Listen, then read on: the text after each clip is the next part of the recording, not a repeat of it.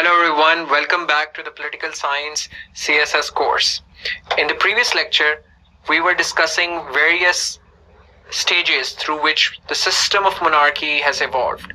और हमने डिस्कस किया कि कैसे एब्सोल्यूट मोनार्की से लिमिटेड मोनार्की और दोबारा लिमिटेड से एब्सोल्यूट और देन अगेन मोनार्की का जो डिक्लाइन हमारे सामने नजर आता है। तो हम ये देखते हैं कि जो 20th सेंचुरी है पिछली सदी के अंदर, उसके अंदर हमने देखा कि monarchy effectively has become symbol of national unity, which means कि मोनार्की असल पावर नहीं रही उन कंट्रीज में भी जहां मोनार्की मौजूद है।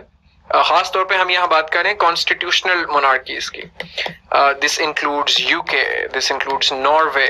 इन कंट्रीज में जहां मोनार्क्स मौजूद है लेकिन power has effectively been translated to the constitutional assemblies, the parliaments of those countries. तो आपको क्वीन जो है वो कोई अब लॉज नहीं बनाती बल्कि parliament makes the laws in the United kingdom.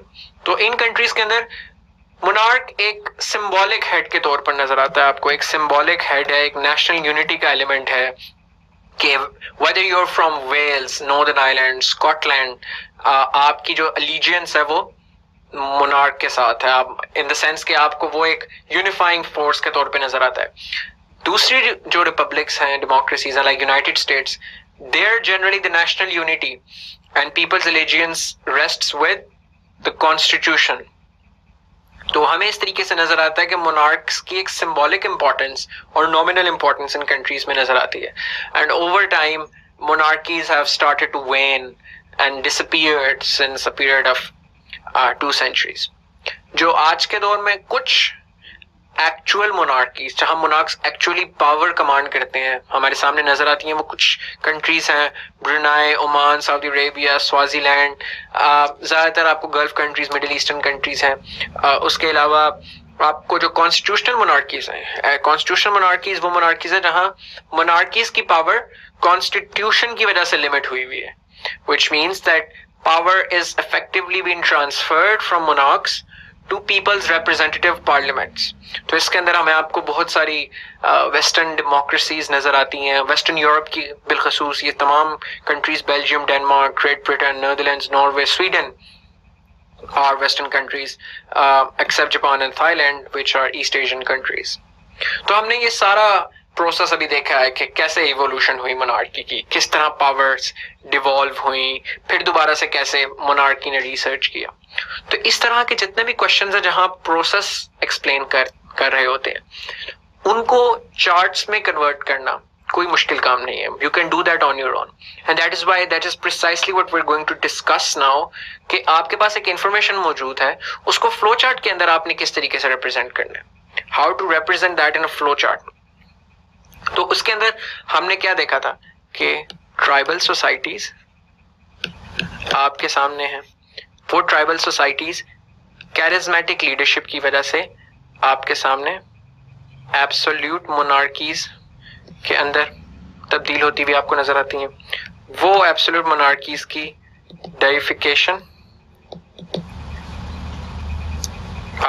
you can say that tribal societies evolved into empires and they were converted into empires through charismatic leadership। So that is how you can explain the process and show process pictorially। वो empires में जब deification हुई जिसकी वजह से आपके सामने absolute monarchs आपके सामने नजर आते हैं।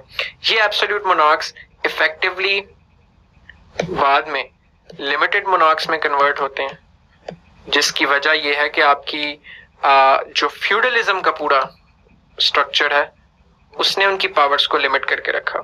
इसके नतीजे में आपके सामने इसके बाद आपके सामने आती है एब्सोल्यूट मोनार्की दोबारा।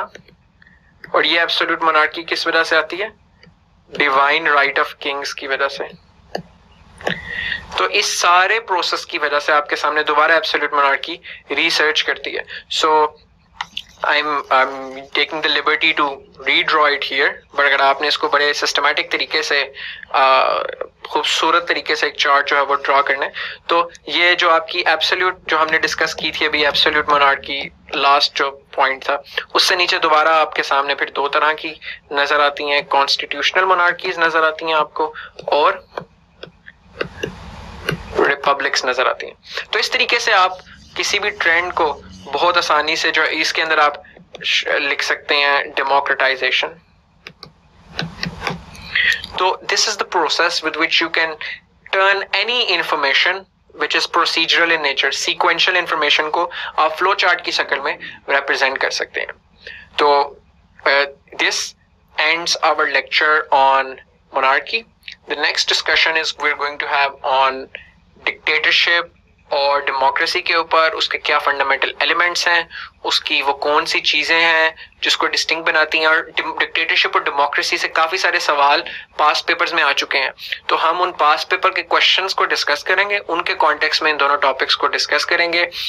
اور آپ لوگ جتنے زیادہ پکٹوریل اور چارٹس اور اس قسم کی ریپرزنٹیشن اپنے کوشچنس میں انکلوڈ کر سکتے ہیں, وہ آپ کے لیے بہتر ہے, because it's going to increase your probability of scoring high score.